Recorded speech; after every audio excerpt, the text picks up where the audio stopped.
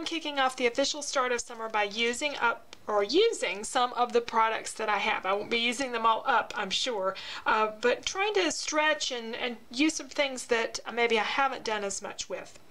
I have two photos of a visit to my friend Karen's where we always do a lot of crafting. You can see we're hard at work here. We've got all kinds of stuff out. We were working on mixed media this trip, which is a little different for us. We normally do cards or scrapbook pages, and we do things that are very, you know, stamped cards, very more traditional kinds of things where everything is measured and very careful.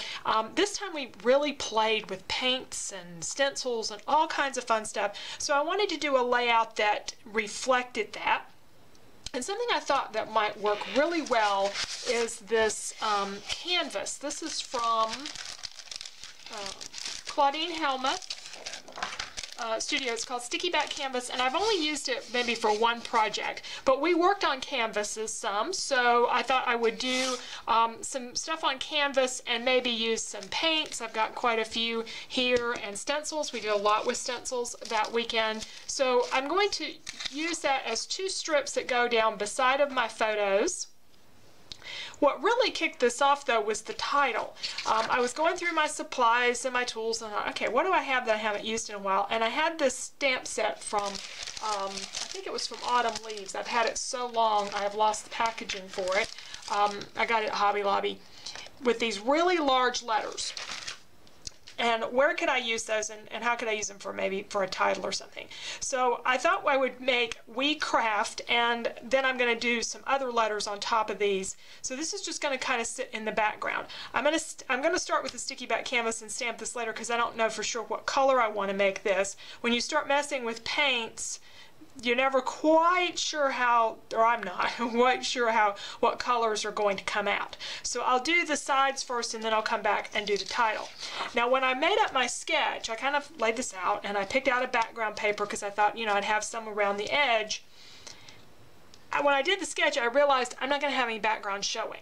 That's one of the advantages to working out a sketch, is that you figure out how much room everything takes. And when I plugged in my measurements for my photos and kind of squaring things off, I just have enough room around the edge for journaling, and that's it. So I'm not going to use this particular background paper. I'll probably just use some cardstock and do some journaling strips around the edge. So let me get started with the sticky back canvas and some paint.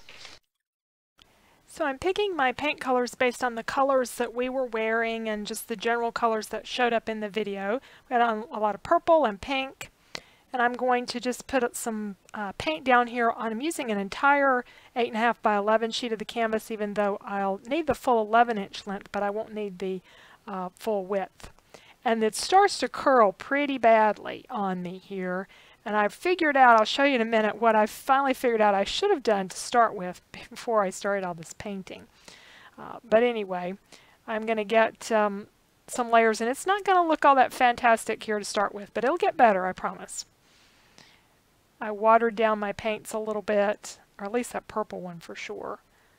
That pink paint, I think it's a Liquitex, and it moves pretty well. Now what I had to do was I tore the corner of the backing off of the canvas, and then I just sort of tacked each corner down on my mat, and that really helped. And I wish I'd done that to begin with. Could have really taken the whole backing off, I guess. Now the paint daubers that come with the Ranger paints, those just, I can't, they work for me if I'm covering something, but with the stencil I find that the paint is too thin and it just really makes a mess with the stencil, so I do better with a paintbrush. I use those really cheap paintbrushes from the craft stores, and some that are maybe didn't get cleaned very well, and those are real stiff bristles and work great for getting paint through stencils. So I'm going to add some more here on the opposite corner over the pink. This is a Prima stencil, I think. No, it's a Heidi Swap stencil. It's a Heidi Swap stencil, and I love it. It's one of my favorites. I tried sort of pressing off a little bit there in the middle, and it didn't end up showing all that much. Now I want to add some greens.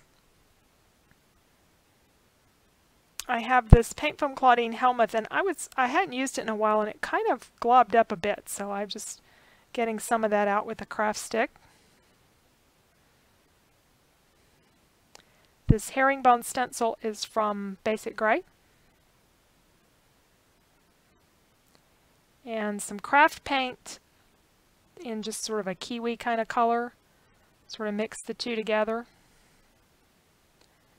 I'm kind of working on each side of this canvas because that's what I'm going to tear off is the outsides.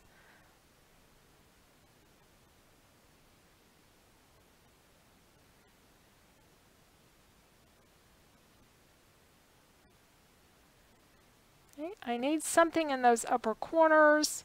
I had one stencil there, but I decided it was too much like the herringbone, so I went and got this, I'm going to say it's a rosette. It's from Crafters Workshop. It's one of this year's stencils, and it's one I had used down at Karen's, I know.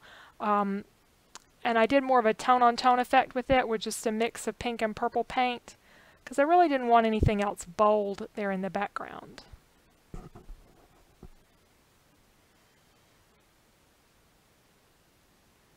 This is a new stencil to me. It's called Halftone Borders, or Mini Halftone Borders. I don't think it's that new, but I haven't had it very long. And I was reluctant to buy it. I wasn't sure I would like it. I just love it. It puts just a very fine little dot design and just adds a nice layer to things. Okay, we're getting close here to pulling this up into two sections, just kind of measuring and seeing how much of the canvas I want to save. And I think I ended up tearing it at 3 inches on each side. And this is where I just ended up pulling up all of the backing anyway, so I probably should have done that to start with and put it on the craft sheet. But it will rip.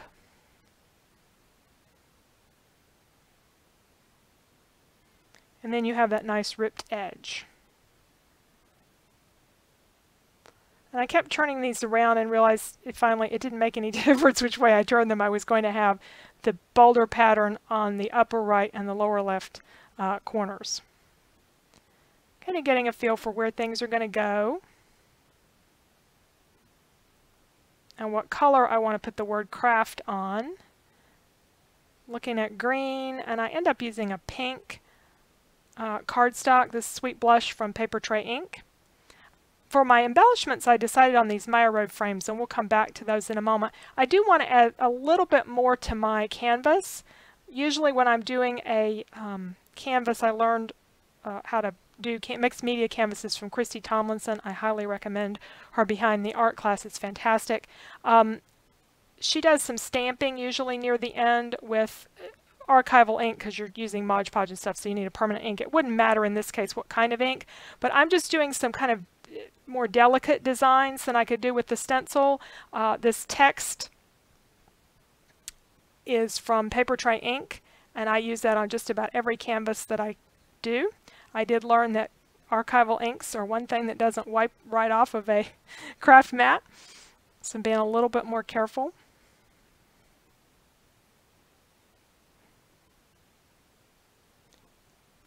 Now, I'm going to stamp the word craft, and here I wasn't paying close enough attention, or I was just I think I was being hopeful and kind of ignoring what was really happening here. The R just isn't stamping. And I thought if I put some foam under the letters, they would stamp better. And I still, as I say, wasn't paying much attention. What I'm using is a rose-colored ink, and I want to stamp off one time and then stamp it on my Sweet Blush cardstock, or Sweet Blossom, whatever it's called, cardstock, because then I can have just sort of a faint outline of the word craft. The R didn't work, and I really just had to go back and re-stamp the letter R over the top.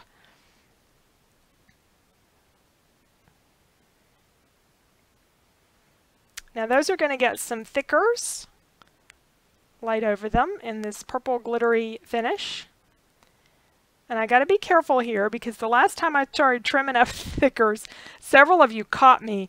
I didn't have anything to make an A out of in one of my other layouts, and I used a B, so the A came out sort of backwards. Well, this time I'm using the letter D, and I think I have the A going the right direction now. But I trim my thickers a lot because they just never give you enough R's and enough vowels. And the word we that I was going to do out of Technique Tuesday stamps just wasn't large enough. I'm going to pull some other stamps here. I decided to spread the thickers out a little bit so they weren't right over the top of the other letters. And I have some other alpha stamps that I get to use. I just don't use alpha stamps that much, and I haven't bought any in a long time because they're just not something I use a whole lot. I painted up those frames in green, and the title is kind of bothering me. It just doesn't, it looks a little plain, so I took it to the sewing machine and I sewed around it just with some pink thread, so just a tone-on-tone kind of look. And when I applied all this to a white background, what I didn't pay attention to was canvas shrinks. When you put the paint on there, it draws up. So I had planned on it being 11 inches, and it didn't come out 11 inches, which gave me more room at the bottom of the page for the journaling. So I'm not going to go around the whole edge. I'm just going to do the bottom in the journaling. I do feel like the edge needs something, though, before I glue all this stuff down. So I'm going to add some Distress ink around the edge. This is Victorian Velvet from Ranger.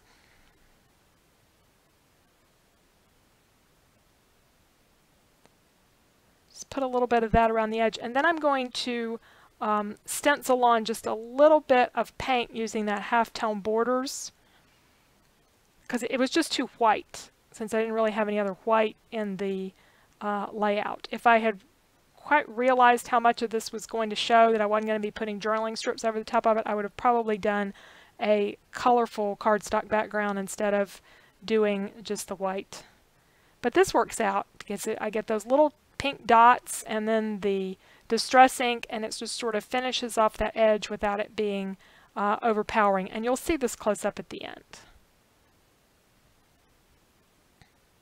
There's some small dots and some large dots in this stencil. So I've got my two Maya Road frames that I painted shades of green, and I'm adding some brads from My Mind's Eye.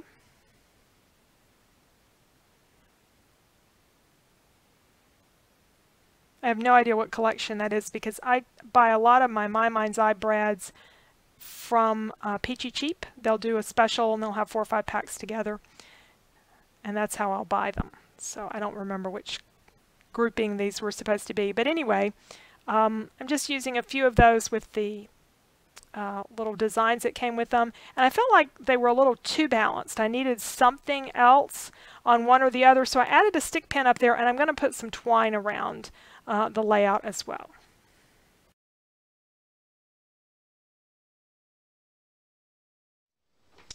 So here is our fun page. Here's the sketch, and instead of doing the journaling all the way around, I just did the journaling at the bottom, but I still did 2 embellishment groups.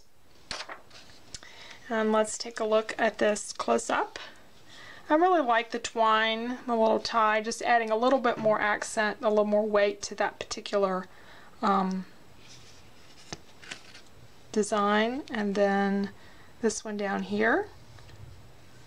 So a little bit of glue or something on that. I'll have to see about getting that off. Okay, and you can kind of see how this is looking, and it has a lot of texture to it. You know, when you're seeing it close up, because you know you can tell that it's paint and canvas and all. So anyway, it's a lot of fun page to do. I don't think I could do this with every page because you should see my work here. I have put stuff up, but I still have a huge mess out here to clean up. But I said in my summer video that I was going to be making a mess this summer, so this is part of it. But I had a lot of fun. I got to use a lot of products like the twine that I've had for a while, and some old, that pink stick pen in particular was a really old one. So it was fun to use some new stuff and some old stuff.